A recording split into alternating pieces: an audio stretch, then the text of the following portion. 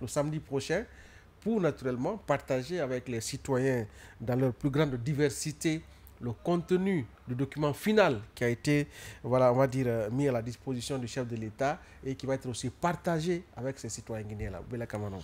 Oui, c'est d'ailleurs là où je félicite un peu les initiatives donc, du Conseil national de la transition de passer justement par une mobilisation, tant soit peu, pour justement expliquer aux Guinéens que la dernière mouture, la mouture donc, qui va être remise au président de la République, a été, est déjà prête et que les populations qui ont commis donc, les conseillers qui ont commis donc les autorités ici au Conseil national de la transition à cette tâche, que ces populations finalement soient informées que la mission qui a été confiée donc à ces mandataires a finalement, mandaté plutôt, a finalement été accomplie. Et c'est là où je vais un peu rebondir sur le dernier pan qui a été développé par mon cher Barry. Vous avez au sein du gouvernement, tout comme à la tête des institutions, des hommes et des femmes qui se distinguent par leur engagement aux côtés donc du général Mamadi Doumbouya.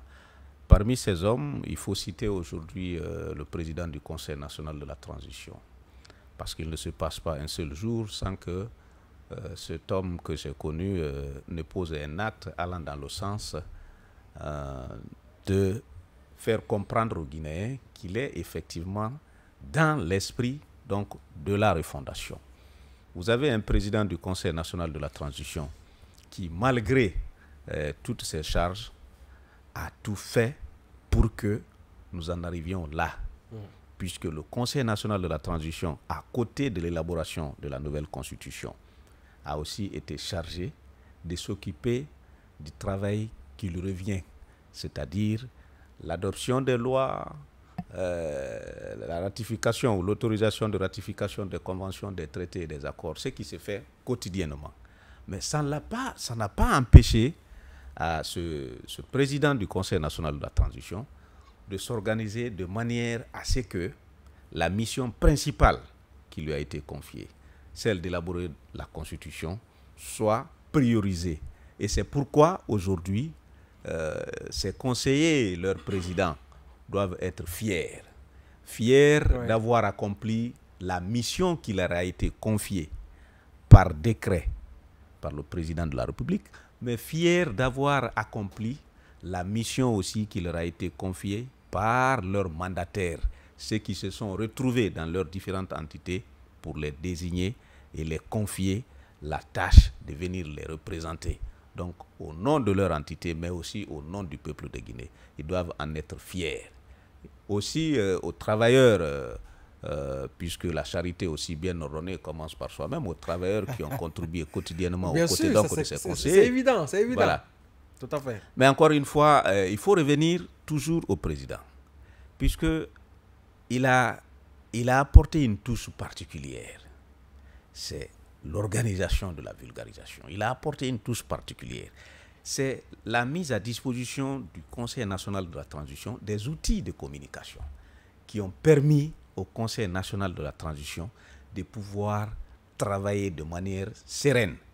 Puisque ces outils de communication, sans nommer les nombreux donc, outils qui ont été créés à travers les réseaux sociaux, les nombreux canaux qui ont été créés à travers les réseaux sociaux et d'autres outils classiques que nous avons ici, ont permis aux conseils nationaux, au président particulièrement, de pouvoir être en contact, je ne dirais pas direct, mais en contact permanent avec le peuple pour l'expliquer les différentes étapes.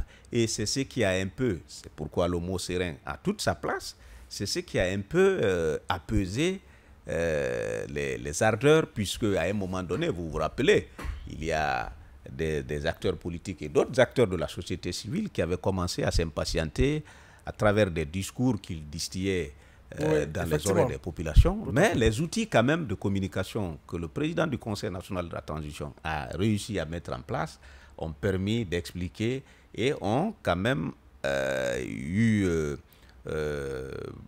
plutôt des oreilles très attentives au niveau des populations. C'est ce bien. qui a permis au Conseil national de la transition, puisque ça, on parlait du temps, ça a mis trop de temps, mais d'explication en explication, les gens ont compris. Aujourd'hui, le résultat est là. Je ne dirais pas que c'est un résultat irréprochable, mais le résultat, pour moi, il est inattaquable. Très bien. Oui, Mohamed Alors, Bari, parlant de cette cérémonie de présentation officielle du projet de nouvelle constitution au peuple de Guinée qui est prévue le samedi, le 28 juin prochain, ce samedi-là, au niveau normalement de l'esplanade du Palais du Peuple. La célébration de la Constitution. La célébration de la Constitution. Tout à fait. Moi, je me dis que, vous savez que dans tout le débat qu'on a eu à faire, la vision du président, une constitution qui nous ressemble et qui nous rassemble, le dénominateur commun, c'est le peuple de Guinée.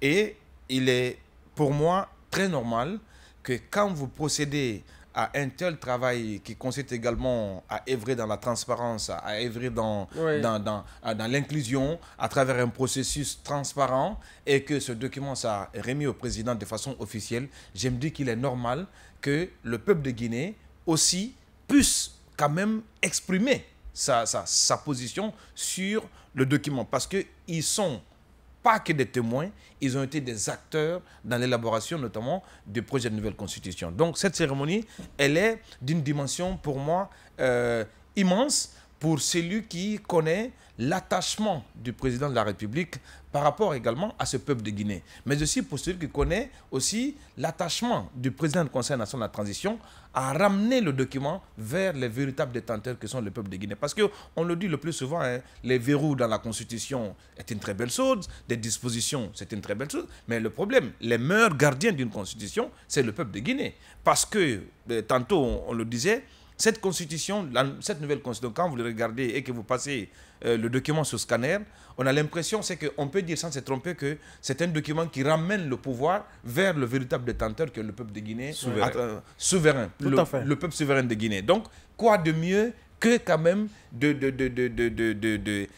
donner l'occasion à ce peuple de Guinée d'exprimer ses ressentis positifs également vis-à-vis de ce travail qui est fait, parce que la Constitution, ce n'est pas pour le président de la République, ce n'est pas pour le président du CNT, mais c'est pour le peuple de Guinée. Donc il est normal que ce peuple-là célèbre un document dont le contenu reflète ses ambitions et ses aspirations. Très bien, oui, c'est important ce que vous dites, parce que moi j'ai eu la chance, et ça je ne cesserai de remercier Dr Dansa Kourouma, j'ai eu la chance d'aller en Inde. En Inde, ils ont deux fêtes nationales. Il y a la fête de l'indépendance et la fête de la Constitution. Il faut qu'on ait ça. C'est la plus grande fête en Inde où la Constitution, chaque année, est fêtée comme la fête de l'indépendance. Ça permet aux citoyens de connaître la Constitution et de la défendre. L'approche du CNT de partager à travers cet événement le contenu de la Constitution, ça peut être le début d'une telle initiative que chaque année, les Guinéens se retrouvent, ils se remémorent par rapport aux valeurs contenues dans la Constitution, parce que la Constitution, comme on l'a dit... Et c'est le meilleur moyen de défendre la Constitution. C'est elle qui autorise, c'est elle qui est la loi mère, donc c'est elle qui définit ce à quoi la Guinée doit ressembler demain. Donc, on va dire, nous allons assister au soir du 21 septembre 2021 à la naissance d'une nouvelle Guinée. Justement. Mais qui sont les géniteurs? Qui sont les acteurs d'une nouvelle république? D'une nouvelle république. Donc, tout ce processus, bien, il est important de saluer cette inclusivité, bien sûr, qu'on a eu à imprimer à ce processus. Alors, nous allons marquer une courte pause, comme d'habitude, dans cette émission. Et on reviendra tout à l'heure pour la suite de cette émission autour de la transition, cette fois-ci, avec, bien sûr, cette rencontre que le président du CNT a eue avec les administrateurs territoriaux hier après-midi, autour, bien sûr, de l'épineuse question de la vente de grandes étendues de terres aux étrangers, mais aussi nous reviendrons sur cette rencontre entre le Premier ministre et les partenaires techniques et financiers dans le cadre bien sûr de la mobilisation de l'aide extérieure pour le développement de la Guinée, mais nous reviendrons sur notre aussi acte symbolique qui a démarré hier, la délivrance des passeports aux Guinéens établis à l'étranger, cette fois-ci par le département de tutelle, le ministère des